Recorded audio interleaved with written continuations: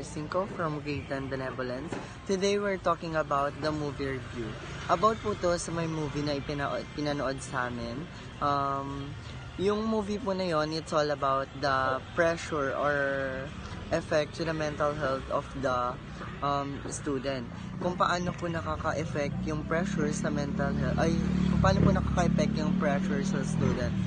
First, may iba't iba po kasing pressure yung dumadaan sa mga estudyante. Like yung first two student po, na yung babae, tapos yung lalaki po.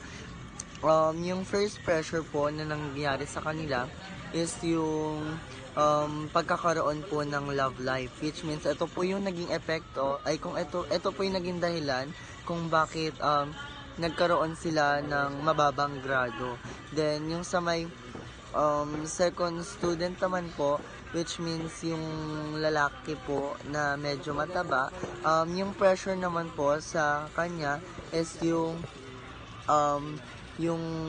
pagkakaroon po ng pressure sa loob ng kanyang tinitirahan, which means yung pressure na pinapagawa sa kanya ng mga kasama niya sa bahay, yung pang-aapi, pang-aabuso.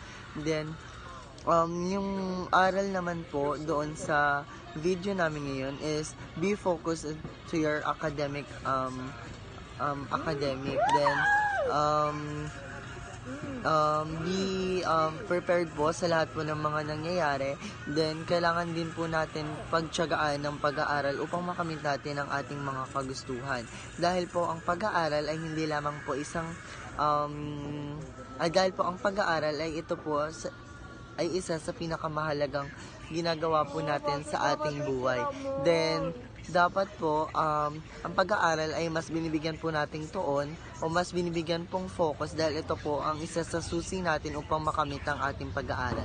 Muli, I am your Armando 5 from Grade 10 Benevolence. Maraming pong salamat.